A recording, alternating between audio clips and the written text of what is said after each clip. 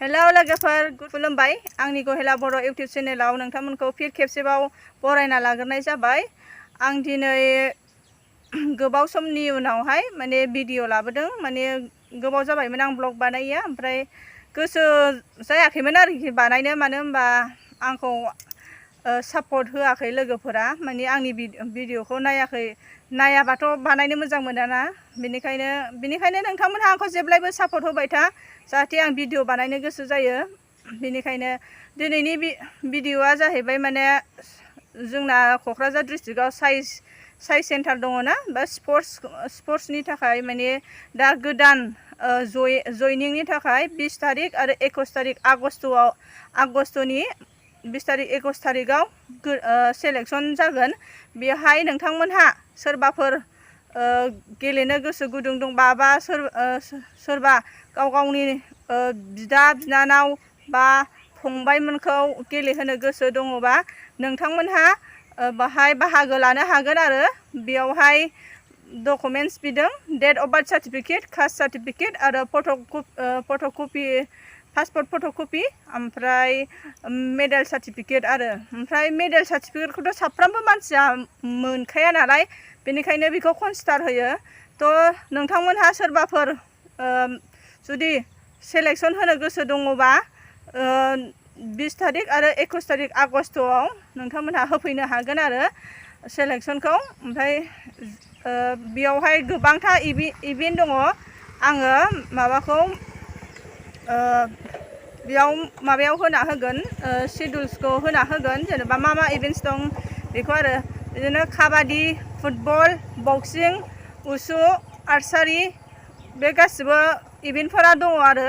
थ' नोंथांमोनहा सोरबाफोर गेलेनो इन्टारेस्टेड बा सोरबा गेलेनो गोसो जानाय दङबा, बा साइयाव थानो लुबैनाय, हस्टेल थानानै गेलेनो लुबैनाय आरो गावखौ सासे साक्सेसफुल खालामनो सोरबाफोर गोसो दङबा, बा नोंथांमोनहा गावनि न'खरनि गथ'फोरखौ हगार हरनो गोसो दङबा नोंथांमोनहा सेलेक्सनखौ हैनो हागोन आगस्टनि 20 तारिख 21 तारिखआव आरो। ओमफ्राय बेयावहाय टाइमिं ओमफ्राय डकुमेन्ट्सनि बारैबो होखानाय दङ, नोंथांमोनहा नायनो हागोन, आं बेखौ होना होगोन।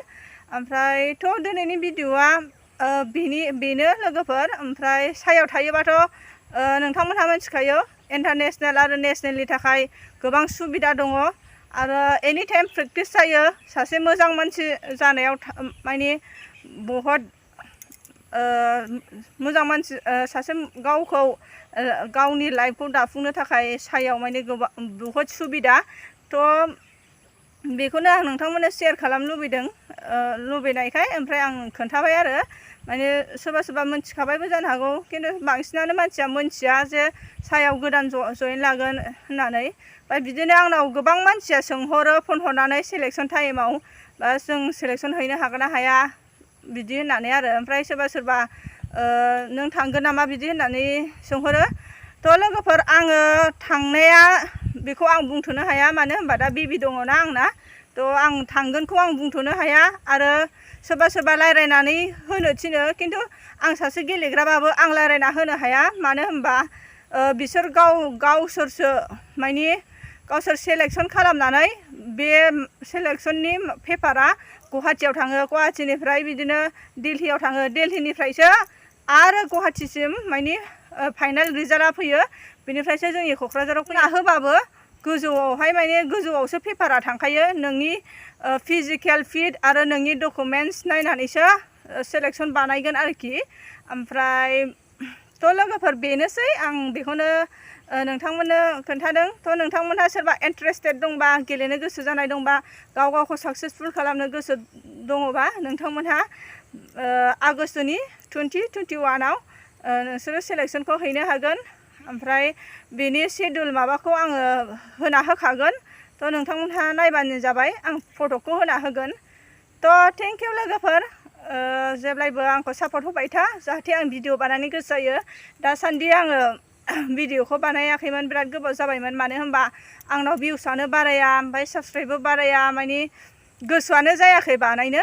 थ' थेवबो दिनैहाय गोसोखौ माबानानै दाद खालामनानै आं दिनै भिडिअखौ बानायबाय आरो साफा सानै आंखौ बुंहरदों भिडिअखौ बानाय होननानै थ' थेंक इउ जाय बिथांमोनहा आंखौ सापर्ट होगासिनो दं नोंथांमोननि सापर्टआवनो आं दिनै बे भिडिअखौ बानायदों आरो जेब्लायबो सापर्ट होबाय था थ' रोजा रोजा साबायखर थाबाय थ' थेंक इउ लोगोफोर आंबो सिम लांनो नागिरदों आंनिफ्राय ओमफ्राय सोरबाफोर जोंजों थांफानो गोसो दङबा जोंजों फैफानो हागोन ओमफ्राय जों बहाय फिजिकेल प्रेक्टिस खालामगोन बेनिफ्राय जों सेलेक्सन लागोन लोगोफोर बे शेड्युलाव होनाय बायदि टाइमाव सहैबानो जाबाय आरो डकुमेन्ट्सफोरखौ लांफाजोबबानो जाबाय बाय बाय दिनैनि भिडिअआ बेयावनो जोब्बाय लोगोफोर गोजोन्थों